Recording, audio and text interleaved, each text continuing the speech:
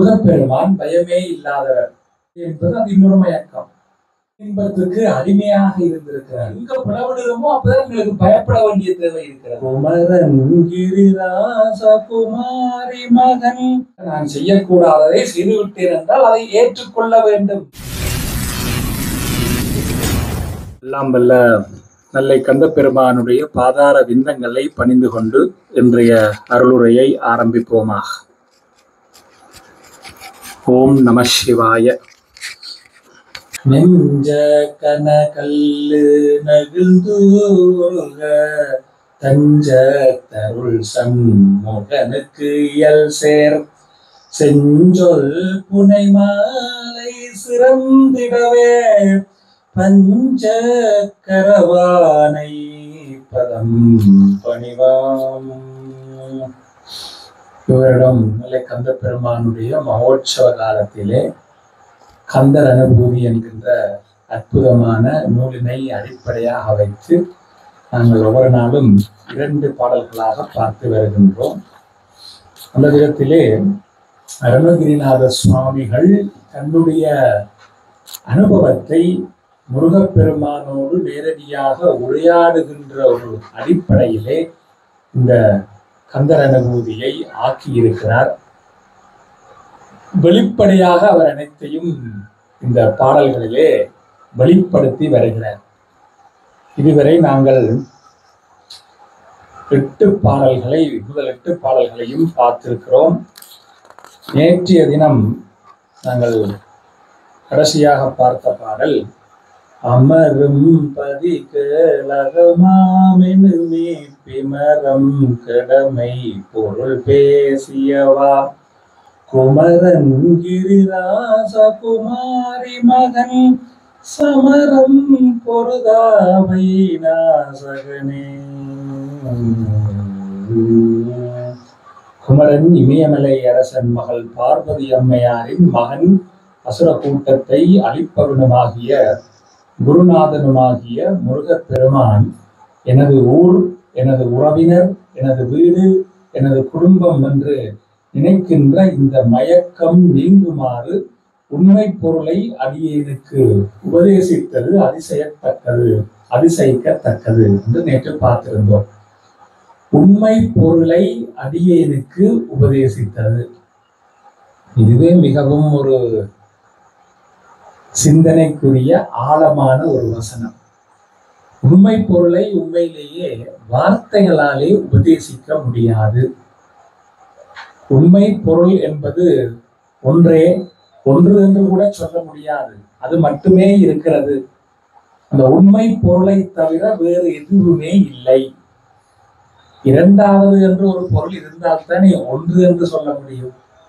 இரண்டாவதே இல்லை, there is no second. இரண்டாவதே இல்லை என்றால் மூன்றாவது நாளா அதை பற்றி யோசிக்கவே முடியாது. அது ஒன்று என்று கூட சொல்ல முடியாது. இலக்கங்களுக்கு அங்கே அர்த்தம் கிடையாது. அப்படிப்பட்ட அந்த உண்மை பொருள், பரம்பொருள், பிரம்மம், சிவம், இறைவன் என்றெல்லாம் சொல்லப்படுகின்ற அந்த உண்மை பொருளை மெய்ப்பொருள் பேசியவா எனக்கு நீ உபதேசித்தது என்பது அதிசயிக்கத்தக்கது என்று நேற்று பார்த்திருந்தோம். அப்ப இந்த உபதேசம் நடைபெற்றதோட அப்ப கந்தர் அனுபூதி இந்த 8 பாடல்களுடைய நிறைவு செய்திருக்கலாம், முடிஞ்சு இல்ல. அவங்கள 9வது பாட்டு அப்படி பார்த்தா 51 பாடல்கள்.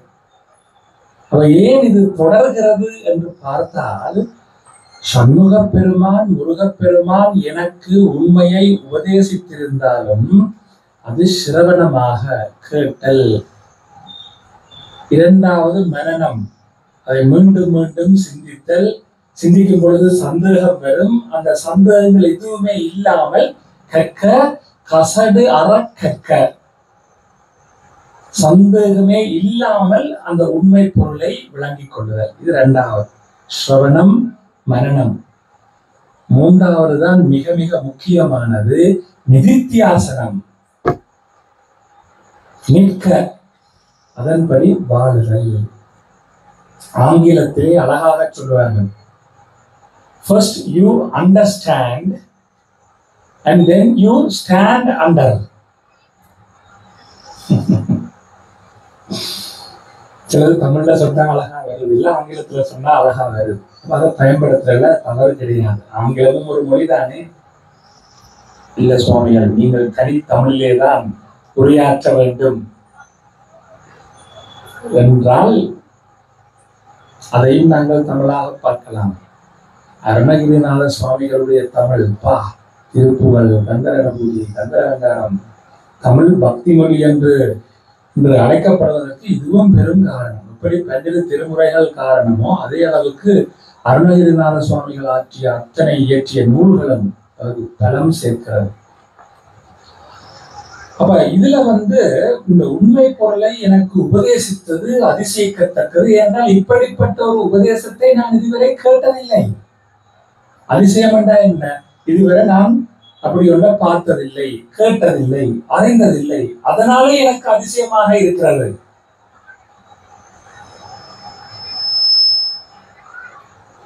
அதனாலே எனக்கு அதிசயமாக இருக்கிறது. ஏற்கனவே பார்த்திருக்கிறேன், கேட்டிருக்கிறேன், அறிந்திருக்கிறேன் என்றால் அது அதிசயம் அல்ல. அந்த பின்னணியில இன்றைய அந்த ஏன் இந்த பாடல் 9வது பாடலாகவும் தொடர்கிறது என்பதை பார்ப்போம். மற்றோர் குழல் மங்கையர் மையல் வலைப்பட்டு செல்படும் படருன்றொழிவேன் தட்டூடரவேல் சகிலத்தையும் நிட்டூர நிராகுல நிர்பயனே.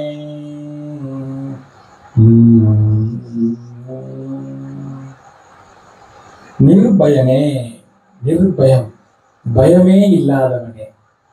முருகா, முருகன் என்ன சொல்லுவார்? யாம் இருக்க பயமே. முருகப்பெருமான் அடியவர்களை பார்த்து, எங்களை பார்த்து யாம் இருக்க பயமே என்று சொல்றார் என்றால் முதல்ல அவருக்கு பயம் இல்லாம இருக்கும். அவர் பயந்தவரா இருந்து கொண்டு பயந்து கொண்டு உள்ளுக்கு பயந்து கொண்டு வெளியில மட்டும் ஒன்றும் பயப்படாதீங்க, எல்லாம் சரியாக இருக்கும். மற்ற குரல்ல பார்க்கவே விளங்குது, விளக்கு பயப்படுகிறார். நடுக்கம் பயத்தை காட்டுகிறார். பயம், பயமே இல்லை. இறைவனுக்கு பயமே கிடையாது. ஏன்? அவன் அனைத்தையும் சரியாக செய்கிறான். அதனால பயப்பட தேவையில்லை. எங்க பிளவிடுறோமோ அப்பதான் உங்களுக்கு பயப்பட வேண்டிய தேவை இருக்கிறது. நீங்கள் எந்த பிழையையுமே செய்யவில்லை என்றால் யாருக்கு பயப்பட வேண்டும்?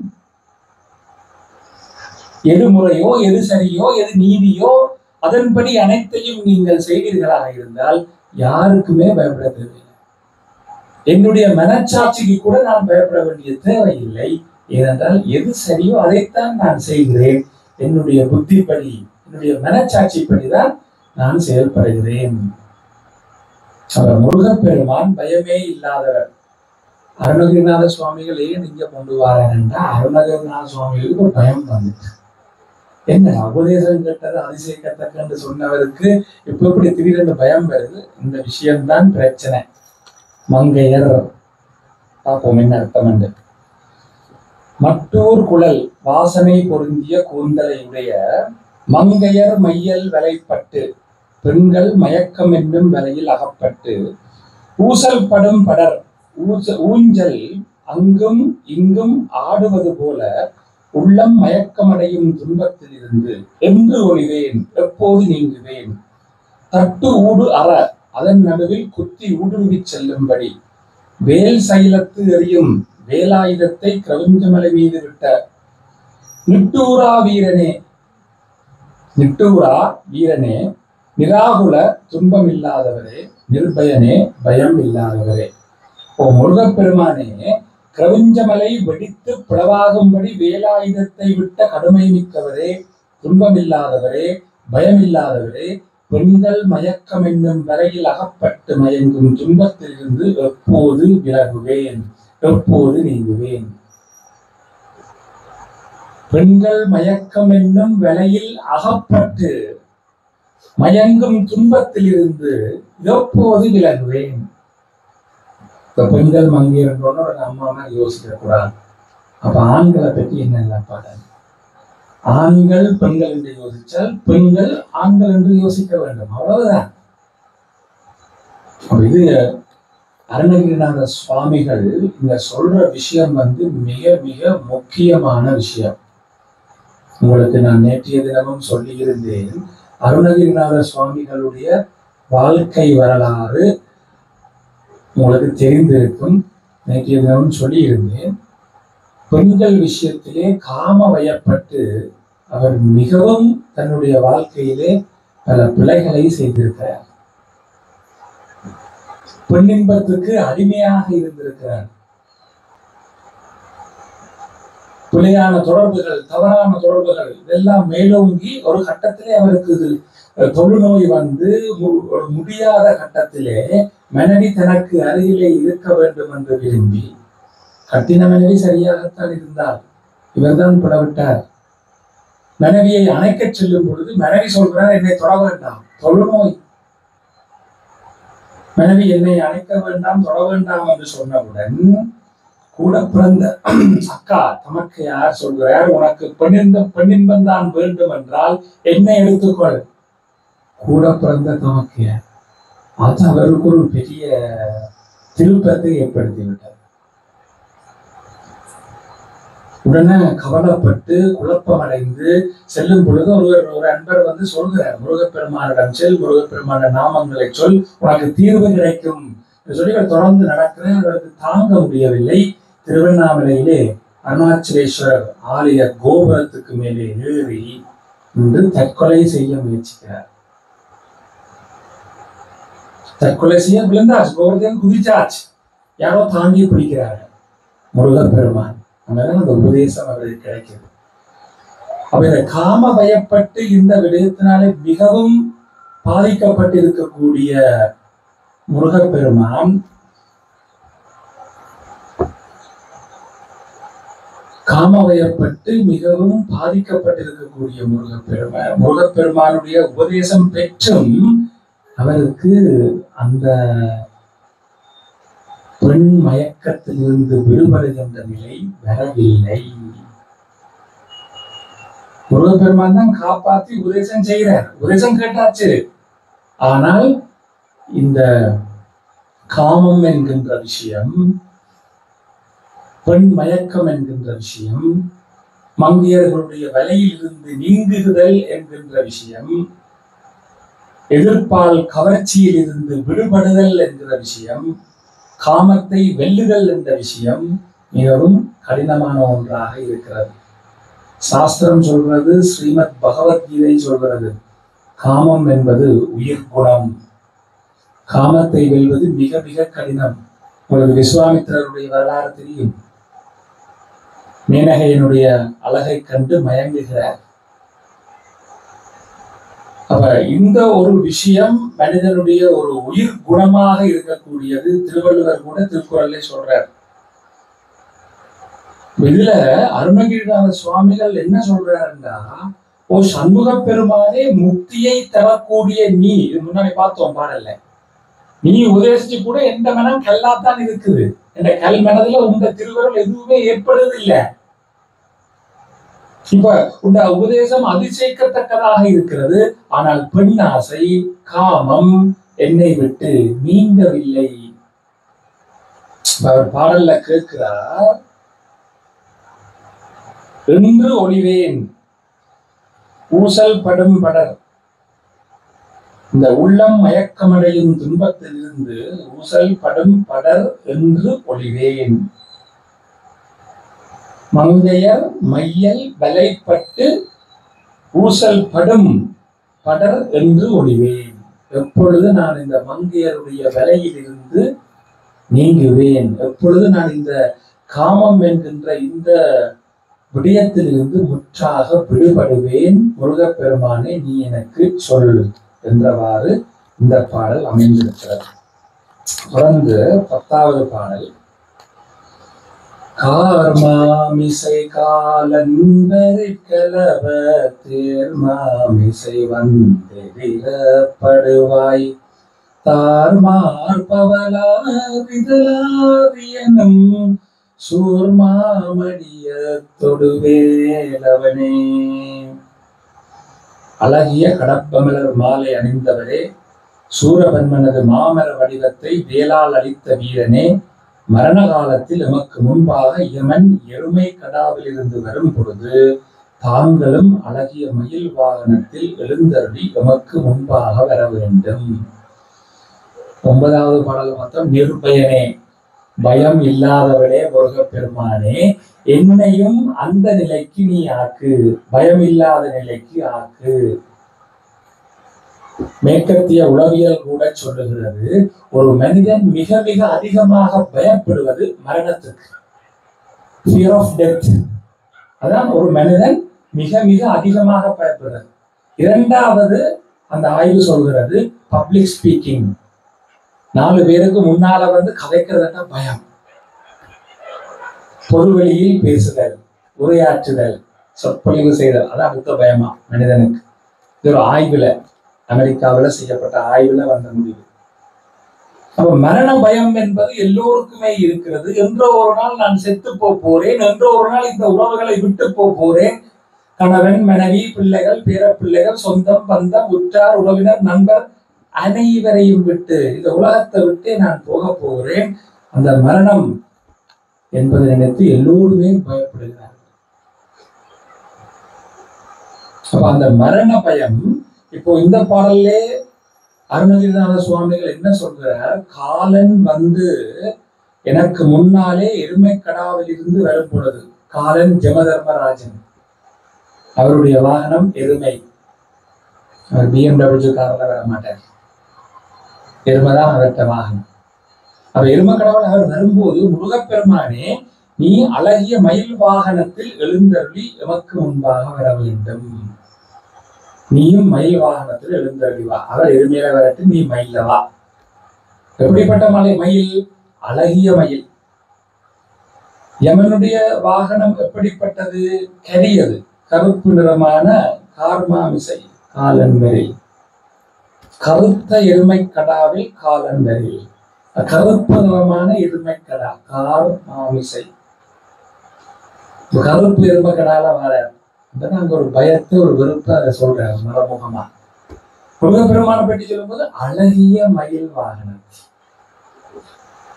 எருமை அழகில்ல, மயில் அழகு. முருகா நீ அந்த இடத்துல வா, எனக்கு முன்னே தோன்ற வேண்டும் என்பது அருணகிரிநாத சுவாமிகளுடைய வேண்டுகோளாக இருக்கிறது. ஏன் இந்த எண்ணம் வருகிறது என்றால், அவர் ஏற்கனவே காமவயப்பட்டு தொழுநோயாலே மிகவும் ஒரு பாதிக்கப்பட்ட சூழ்நிலையிலே எப்பொழுதும் இறப்பு வரலாம், எந்த நேரமும் எவன் வந்து கூட்டிக் கொண்டு போகலாம் என்கிற நிலையிலேதான் இந்த எண்ணம் அவருக்கு தோன்றுகிறது. அந்த இடத்துல மீண்டும் முருகப்பெருமான கேட்கிறார், இந்த பெண்கள் என்ற இந்த மங்கையர் தலைப்பட்டு இதிலிருந்து நான் எப்பொழுது நீங்குவேன்? எப்பொழுது ஒரு மனிதன் பூரணமான அறிவை, உண்மை பொருளை அறிகிறானோ அந்த கணப்பொழுது வரை இந்த காமம் இருந்து கொண்டேதான் இருக்கு. அப்ப அந்த கணப்பொழுது என்பது முக்தி அடைகின்ற கணப்பொழுது. ஜீவன் முக்தன், ஜீவன் முக்தன் என்பது கோடிக்கணக்கில் ஒருத்தர், 1 கோடியில ஒருத்தர் இருப்பாரோ சொல்லிடலாம். உலகத்தின் செலத்தொகை 800 கோடி என்றால் 800 பேர் சொல்ல முடியாது. 100 கோடியில ஒரு ஆள் 8 பேர். ஜீவன் முக்தர்கள் என்றால் யார்? தன்னைத்தான் உணர்ந்தவர்கள், இறைநிலையை உணர்ந்தவர்கள். அதுதான் ஒரு வாழ்வினுடைய மிக உயர்ந்த நிலை. அதை விட மேலான ஒரு நிலை இல்லை. நான் நிறைய படிச்சிருக்கேன், degree, masters, PhD, double PhD, அது இது நிறைய சம்பாதிச்சிருக்கேன். பேங்க் பேலன்ஸ் அப்பா பயங்கரமா இருக்கு. நிறைய உறவுகளை சம்பாதிச்சிருக்கிறேன். எனக்கு சொந்த பங்குகள் நிறைய எக்கச்சக்கம், அப்பா குறைவே இல்லை. உறவுகளுக்கு குறைவில்லை, கல்வி தகமைக்கு குறைவில்லை, பணத்துக்கு செல்வத்துக்கு குறைவில்லை. அதிகாரம் இப்ப அவ்வளவு அதிகாரம் இருக்கு. உலகத்தில் எந்த நாடு வல்லரசோ அந்த நாட்டினுடைய ஜனாதிபதி. இப்ப அமெரிக்கா வல்லரசு, அமெரிக்க ஜனாதிபதி. ஒரு உதாரணத்துக்கு சொல்றேன். எல்லாம் இருக்கிறது. ஆனால் எல்லாம் இருந்தும் இந்த ஜீவன் முக்த நிலை என்ற நிலைக்கு கிட்ட வரையலாம். அதான் சாஸ்திரங்கள் ஜீவன் முக்த நிலையிலே மிக உயர்வாக பேசுகின்றன. இறைவனுக்கு நிகராக பேசுகின்றன. அந்த நிலை அடையவில்லை, அதை அடைய விரும்புகிறேன் என்கிற ஒரு விஷயத்தை கூட அருணகிரிநாத சுவாமிகள் இந்த பாடல்களை வெளிப்படுத்துறீங்க. தொடர்ந்து பார்த்தீங்கன்னா, நாளைக்கு பார்க்க போறோம், தொடர்ந்து பார்த்தீங்கன்னா எல்லா பாடல்களும் அது சரியான ஒரு ஒழுங்கு வரிசையிலாம் போகுது. சரியா இதை ஆழமா விளங்கி கொள்ளாட்டி கந்தர் அனுபூதியை விளங்கிக் கொள்வது கடினம். முதல் பாட்டில் எல்லாம் உபதேசம் செய்தாச்சுன்னு சொல்றேன், பிரதிஞ்சால மங்கையற்ற விலையிலிருந்து இப்ப நீங்குவேன் கேட்கிறார். பிரதிஞ்சால எனக்கு எல்லாம் உபதேசம் செய்த சும்மா இது உபதேசம் செய்த அடுத்த பாட்டில் போதும் நான் சொல்றேன் என்றால் அதை எதை நீங்கள் விளங்கிக் கொள்ள வேண்டும் என்றால், முருகப்பெருமான் உபதேசம் செய்து விட்டார் உண்மை. அந்த உபதேசத்தை அருணகிரிநாத சுவாமிகள் கேட்டுவிட்டார் உண்மை. ஆனால் அந்த உபதேசம் அவருக்குள்ளே முழுமையான பயனை தரக்கூடிய அளவுக்கு இன்னும் மாறவில்லை. ஒரு உதாரணம் சொல்லலாம், அடிக்கடி சொல்ற உதாரணம் வேதாந்தத்துல. இப்ப நாங்கள் ஒரு தேநீர் தயாரிக்கிறோம், டீ. அதுக்குள்ள தேயிலை போட்டு சுடுதண்ணி விட்டு இப்ப சீனியும் போட்டாச்சு. ஆனா சீனியை கலக்கவில்லை. அப்படியே போட்டுட்டு குடிச்சா என்னப்பா சீனியை போட இல்லையா, இனிக்கல என்றால் கரண்டியை வச்சு பிறகு கலக்கினா இப்ப இனிக்குது. இப்ப முதலே சீனி போட்டாச்சு, ஆனால் அந்த சீனி கலக்கப்படவில்லை. அதே போல இந்த உபதேசம், உண்மை பொருள், இந்த அறிவு ஏற்கனவே முருகப்பெருமானால் அருணகிரிநாத சுவாமிகளுக்கு உபதேசிக்கப்பட்டு விட்டது. ஆனால் அது நிருத்தியாசனமாக மாறவில்லை. அந்த அறிவு வெறும் அறிவாக இருக்கிறதே தவிர அவருடைய சொந்த அறிவாக மாறவில்லை. எப்பொழுது நாங்கள் அந்த அறிவை எங்களுடைய சொந்த அறிவாக மாற்றுகின்றோமோ அதுக்கு பேர் தான் ஞானம் என்று பேர்.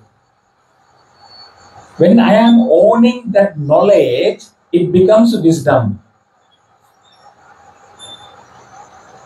இப்போ உதாரணமா கொண்டு சொல்றோம், எல்லோரும் உண்மை பேச வேண்டும், தைத்திரிய உபநிடதம் சொல்கிறது, சத்தியம் வத, ஹரிச்சந்திரன் நாடகம் பார்த்துப்போம், உண்மையை மகாத்மா காந்தி எல்லாம் தெரியும். ஆனா நான் போய் சொல்லி கொண்டிருக்கிறேன். அப்ப அந்த அறிவு எனக்கு இருக்கிறது, உண்மை பேச வேண்டும் என்கின்ற அறிவு எங்கெங்கு சொல்லப்பட்டிருக்கிறது, யார் அப்படி வாழ்ந்திருக்கிறார்கள், அதுக்கு உதாரணம் என்ன இருக்கிறது, எல்லா அறிவும் எனக்கு தெரிந்திருக்கிறது. ஆனால் நான் பொய் பேசிக் கொண்டிருக்கிறேன். ஆகவே அந்த அறிவை நான் என்னுடைய சொந்த அறிவாக இன்னும் மாற்றவில்லை. அந்த இடத்துல நீங்கள் எல்லாருக்குமே பிரச்சனை.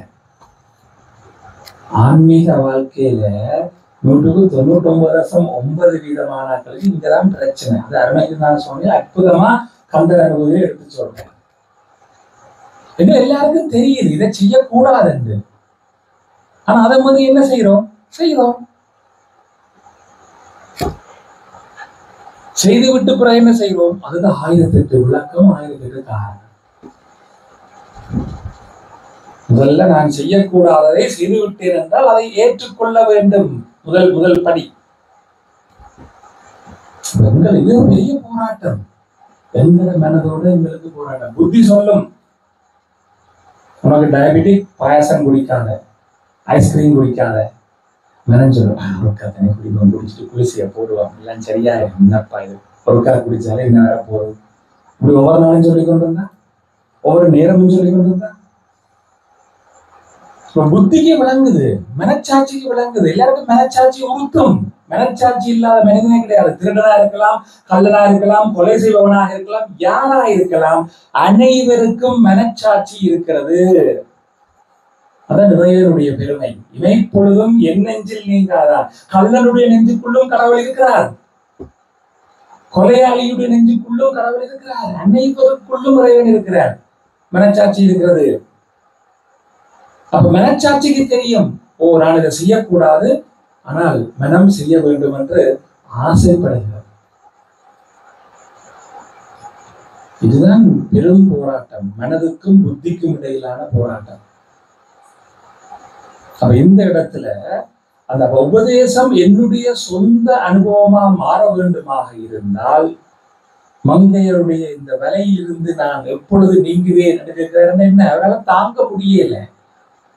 முதல் அதை இன்பம் என்று நினைச்சு அனுபவிச்சவர் அதனால வந்த விளைவுகள் எல்லாம் வந்து குடும்பத்தை இழந்து மனைவியின் அன்பை இழந்து தொழுநோய் வந்து உடம்பெல்லாம் வருந்து எல்லாம் முடியாத நிலைக்கு போய் இப்ப வருந்துறேன். எதை முதலிலே இன்பம் என்று நினைத்தாரோ அதுவே இப்பொழுது அவருக்கு துன்பத்தை கொடுக்கிறது. துன்பம் தாங்க முடியாமல் தான் அந்த துன்பத்தில் இருந்து நீங்க வேண்டும், மங்கையர் வலையில் இருந்து நீங்க வேண்டும். எப்பொழுது நீங்குவேன் என்ற கேள்வியினுடைய அர்த்தம் என்னால தாங்க முடியலப்பா, முருகா சண்முகா என்னை காப்பாற்று, என்னை இந்த துன்பத்தில் இருந்து விடுவித்து விடு. நாம் ஒவ்வொருத்தரும் எங்களுக்குள்ள என்ன பலகீனம் இருக்கோ அந்த விஷயத்தையும் எடுத்துக்கொள்ளலாம். வேற விஷயம் பொதுவாக சொல்லப்பட்டிருக்கு, நிறைய பேருக்கு இருக்கிற ஒரு சவால் சொல்லப்பட்டிருக்கு. அதுதான் கட்டாயம் உங்களுக்கு இருக்கணும் இல்லை. இது வந்து சப்ஜெக்டிவ் ரியாலிட்டி. இது வந்து ஒரு பொதுவான விஷயம் அல்ல. நாங்கள் ஒவ்வொருவரும் எங்களுக்குள்ளே யோசிக்க வேண்டும், என்னிடம் என்ன பலகீனம் இருக்கிறது, நான் என்னை எந்த இடத்திலே திருத்திக் கொள்ள வேண்டும். எந்த இடத்திலே என்னுடைய புத்தி சொன்னாலும் மனம் என்னை எங்கேயோ அலக்கழித்து எங்கேயோ சஞ்சலப்பட வச்சு எங்கேயோ குழப்பப்பட வச்சு பிள்ளையை செய்ய வச்சிருதே. இந்த மனதின் பிடியில நான் மனம் போன போக்கிலே போய்கொண்டிருக்கிறேனே, இப்படியே போனால் நான் அழிந்து போய் விடுவேனே. ஆகவே இந்த அழிவிலிருந்து என்னை மீட்க வேண்டுமாக இருந்தால் புத்தி சொல்கிறவரை நடக்க வேண்டும். அதற்கு என்னுடைய மனம் என்னுடைய கட்டுப்பாட்டிலே வர வேண்டும். அதற்கு நான் என்ன செய்ய வேண்டும்? முதல்ல என்னுடைய பலகீனத்தை நாங்கள் அடையாளம் கண்டால்தான் பிறகு அதிலிருந்து நாங்கள் எப்படி விடுபடுவது என்பதை பற்றி யோசிக்கலாம். இந்த ரெண்டு பாடல்களுமே இன்றைய தினம் நாங்கள் பார்த்த இந்த 9வது மற்றும் 10வது பாடல் இரண்டுமே முருகப்பெருமானுடைய அந்த அற்புதமான உபதேசம் எனக்கு கிடைத்தும் இந்த காமத்தை, பெண்ணாசையை, பெண்ணின்பத்தை என்னாலே விட முடியவில்லையே, அதிலிருந்து நீங்க முடியவில்லையே. முருகா, அதிலிருந்து நீங்குவதற்கு நீ எனக்கு உதவி செய்ய வேண்டும் என்று கேட்டு அதில் சொல்ற மரபுமா இதுலயே போய் மூழ்கி போனது அழுகிறார். இன்றைய காலத்து இளைய சமுதாயத்தை நாங்கள் இங்க குறிப்பாக ஈழத்துல எடுத்தோம் என்றால் போதை பொருள் பாவனை. போதை என்பது இன்னொரு மயக்கம், பெண்ணாசை என்பது எப்படி ஒரு மயக்கமோ போதை என்பது அது இன்னொரு மயக்கம். பெண்ணின்பத்தாலே வருகின்ற இன்பத்தை விட ஐஸ் என்கின்ற போதையினாலே வருகின்ற இன்பம் ஐயோ பறக்கிறப்பா, சொர்க்கத்துல பறக்கிற.